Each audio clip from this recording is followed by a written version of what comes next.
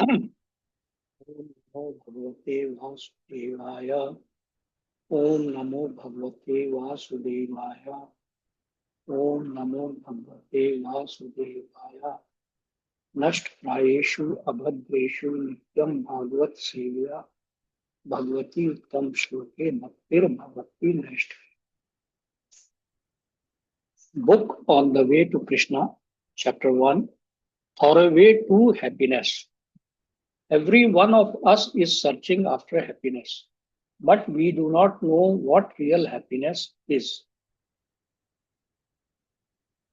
We see so much advertised about happiness, but practically speaking, we see so few happy people. This is because so few people know that the platform of real happiness is beyond temporary things. It is this real happiness that is described in Bhagavad Gita by Lord Krishna to Arjuna. Happiness is generally perceived through our senses.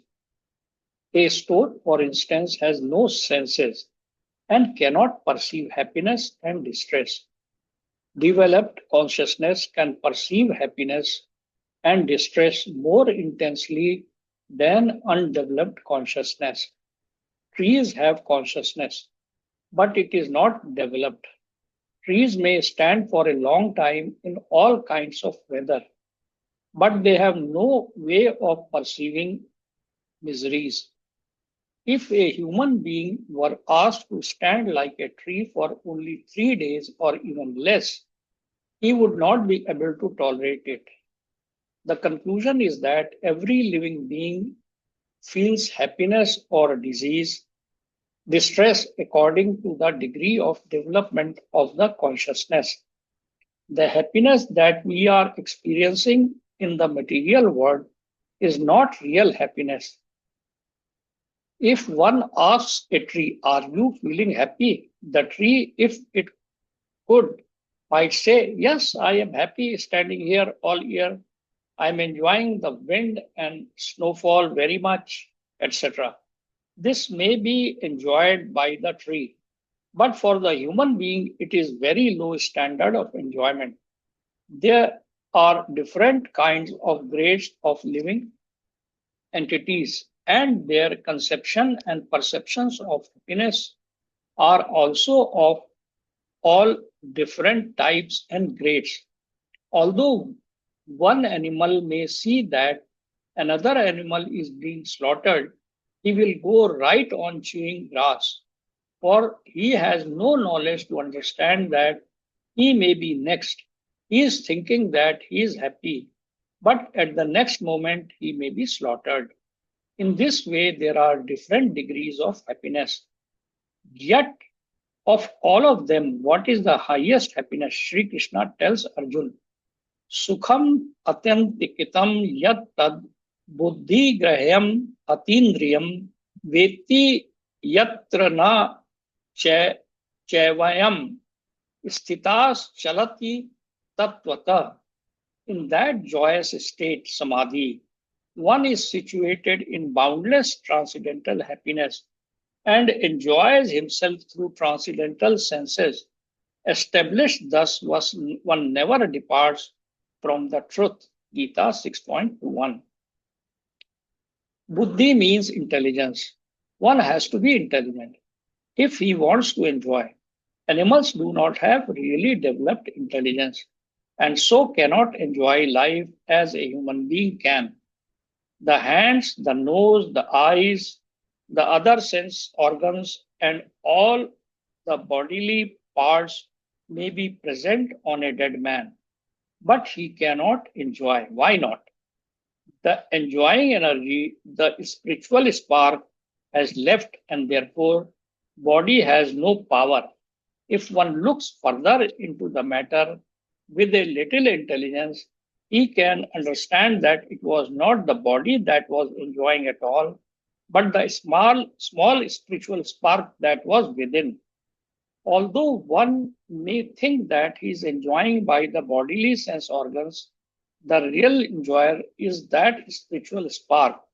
The spark always has the potency of enjoyment, but is but it is not always manifest due to being covered by the material tabernacle. Although we may not be aware of it, it is not possible for the body to experience enjoyment without the presence of the spiritual spark. If a man is offered the dead body of a beautiful woman, will he accept it? No, because the spiritual spark has moved out of the body. Not only was it enjoying within the body, but it was maintaining the body. When the spark leaves the body simply deteriorates. It, it follows that if the spirit is enjoying, it must have its senses also. Otherwise, how can it enjoy? The Vedas confirm that the spirit soul, although atomic in size, is the actual enjoying agent. It is not possible to measure the soul, but that is not to say that it is without measurement. An object may seem to us to be no bigger than the point and may seem to have no length or width. But when we perceive it under a microscope, we can see that it has both length and width. Similarly, the soul also has its dimension, but we cannot perceive them. When we buy a suit or dress, it is made to fit the body. The spiritual spark must have form. Otherwise, how is it that the material body has grown to accommodate it? The consciousness is the spiritual spark is not impersonal. It is an actual person. God is an actual person. And the spiritual spark, being a fragmental part of him, is also a person. If the Father has personality and individuality, the Son also has them. And if the Son has them, we can conclude that the Father has them. And so, how can we, as sons of God, assert our personality and individuality and at the same time deny them to our Father, the Supreme Lord? Atindriyam means that we have to transcend these material senses before we can appreciate real happiness. Ramante yoginonte satyananda chid atmani. The yogis who are aspiring after spiritual life are also tasting enjoyment by focusing on the super soul within. If there is no pleasure, if there is no enjoyment, then what is the point of going to so much trouble to control the senses? What kind of pleasure are the yogis relishing if they are taking so much trouble? That pleasure is anant, endless. How is this? The spirit soul is eternal and the Supreme Lord is eternal. Therefore, reciprocation of the loving exchange is eternal. One who is actually intelligent will refrain from the flickering sensual enjoyment of the material body and fix his enjoyment in spiritual life. His participation in spiritual life with the Supreme Lord is called Ras Leela. We have often heard Krishna stir Ras Leela with the cowherd girls in Vrindavan. That is not like ordinary exchange that takes place between these material bodies. Rather, it is an exchange of feelings through spiritual bodies. One has to be somewhat intelligent to understand this. For a foolish man who cannot understand what real happiness is, seeks happiness in that material world.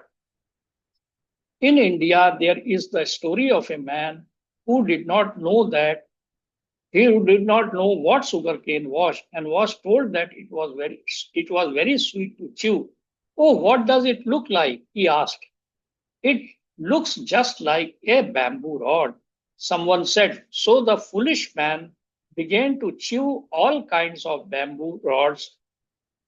How can he begin to experience the sweetness of the sugarcane? Similarly, we are trying to get happiness and pleasure, but we are trying for them by chewing the material body.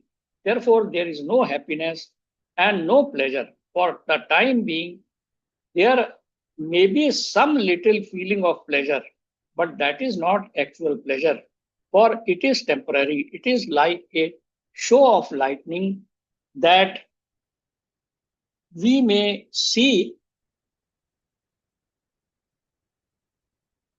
which which may moment show of lighting that we may see flashing in the sky, which may momentarily seem like lightning. But the real lightning is beyond that, because a person does not really know what happens is deviates from the real happiness. The process of establishing oneself in real happiness is the process of Krishna consciousness. By Krishna consciousness, we can gradually develop our real intelligence and naturally enjoy relishing spiritual happiness as we make spiritual progress. As we begin to relish spiritual happiness, we proportionately abandon material happiness. As we make progress in understanding the absolute truth, we naturally become detached from the false happiness. If somehow or other one is promoted to that stage of Krishna consciousness, what is the result? Yam labdhava cha param labham manyate nadhikaram tatah यस्मिन् स्थितो न दुखेन गुरु न अपि विचल्यते. Upon gaining this, he thinks there is no greater gain. Being situated in such a position, one is never shaken, even in the midst of greatest difficulty. Gita 6.22. When one attains that stage, other achievements appear insignificant. In this material world, we are trying to achieve so many things: riches, women, fame, beauty, knowledge, etc. But as soon as we are situated in Krishna consciousness, we think, oh, no achievement is better than this. Krishna consciousness is so potent that a little taste can save one from the greatest danger. As one begins to relish the taste of Krishna consciousness, he begins to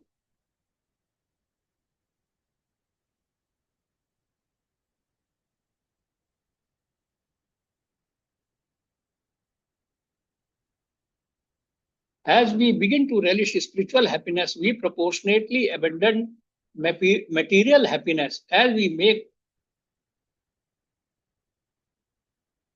when one attains that stage, other achievements appear insignificant. In this material world, we are trying to achieve so many things: riches, woman, fame, beauty, knowledge, etc. But as soon as we are situated in Krishna consciousness, we think, oh, no achievement is better than this. Krishna consciousness is so potent that a little taste can save one from the greatest danger. As one begins to relish the taste of Krishna consciousness, he begins to see other so called enjoyment and attainments as flat and tasteless.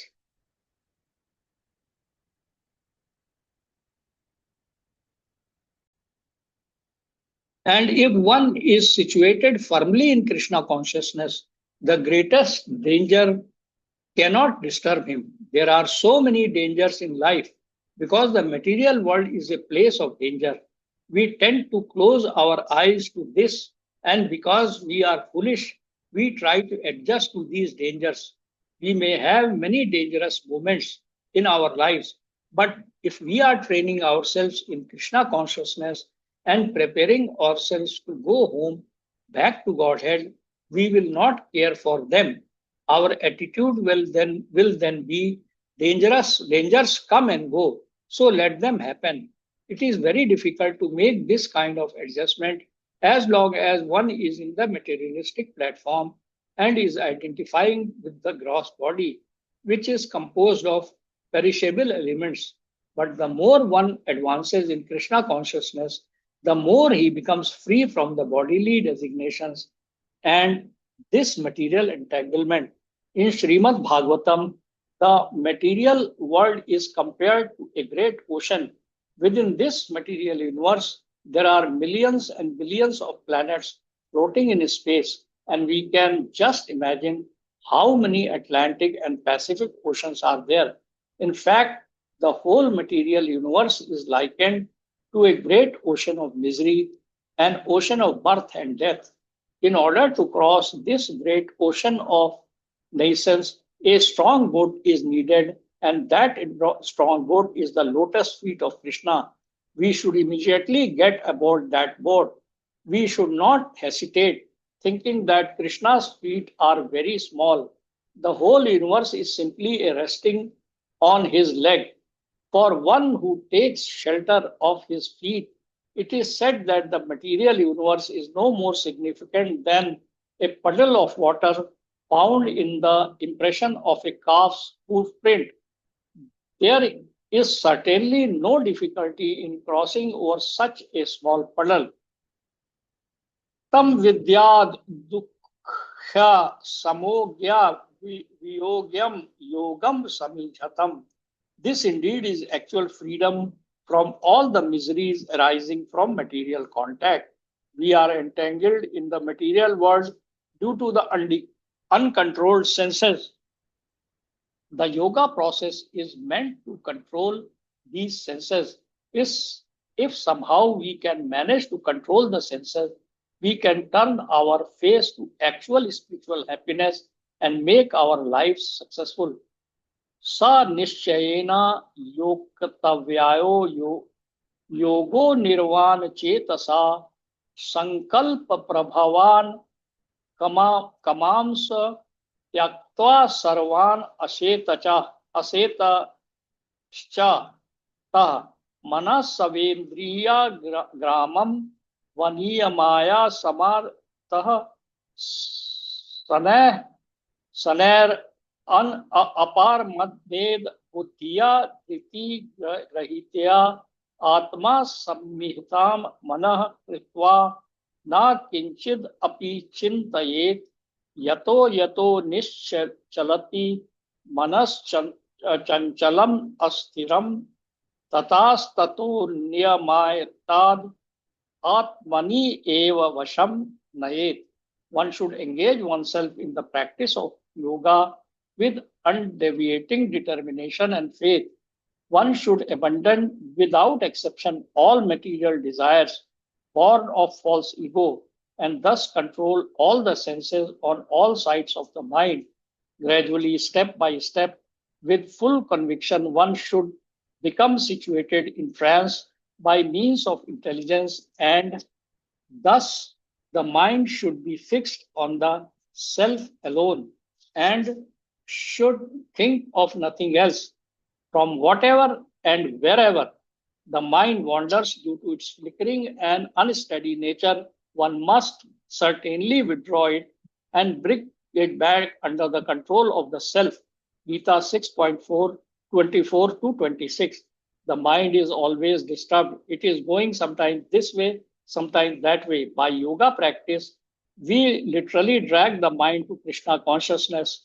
The mind strays from Krishna consciousness to so many exterior objects because from time immemorial, life after life, that has been our practice. Due to this, there may be great difficulty in beginning when one tries to for his mind in when one tries to fix his mind in Krishna consciousness. But these difficulties can all be overcome. It is because the mind is agitated and not fixed on Krishna that it goes from one thought to another. For instance, when we are engaged in work, memories of events that happened 10, 20, 30, or 40 years ago may suddenly come to our mind for no apparent reason. These thoughts come from our subconscious, and because they are always rising, the mind is always agitated. If we agitate a lake or a pond, all the mud from the bottom comes to the surface. Similarly, when the mind is agitated, so many thoughts arise from the subconscious that have been stored there over the years.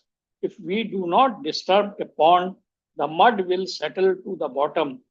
This yoga process is the means to quiet the mind and allow all these thoughts to settle.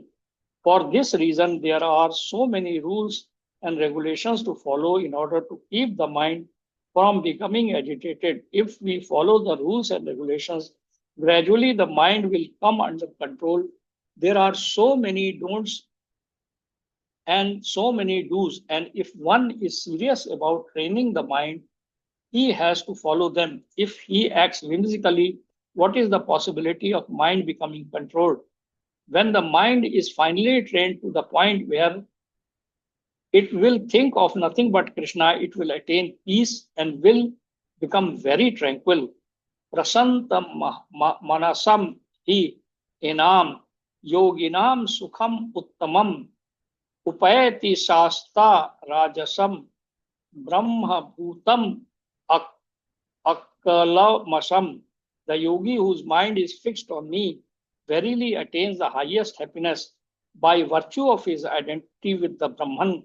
Is liberated, his mind is peaceful, his passions are quietened, and he is free from sin. Gita 6.27.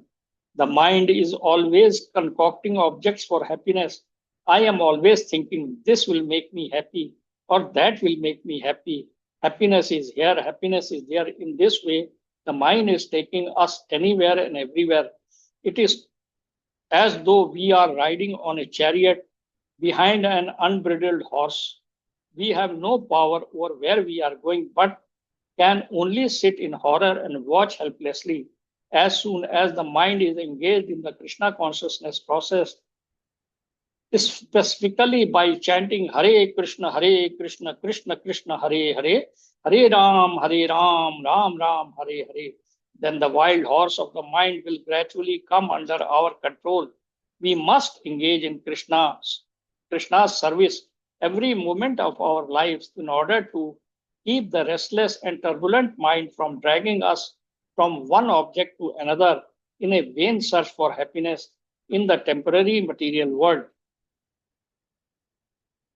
Yunanjan evam sada tamanam yogi vijata kalmashah sukhena brahma samasta parsam atyantam sukham asnute. Steady in the self, being freed from all material contamination, the yogi achieves the highest perfectional stage of happiness in touch with the supreme consciousness. Gita 6.28. Krishna serves as a patron for one who is devoted to him. When one is in difficulty, his patron saves him. As stated in Bhagavad Gita, Krishna is the real friend of every living entity, and we have to revive our friendship with him. The method of reviving this friendship is the process of Krishna consciousness. By practice of Krishna consciousness, mundane, passionate hankering will come to a stop. This passionate hankering keeps us divorced from Krishna. Krishna is within us and is waiting for us to turn to him. But we are too busy passionately eating the fruits of tree of material desire. This passionate compulsion to enjoy these fruits must stop, and we must situate ourselves in our real identity as Brahman, pure spirit. Thank you.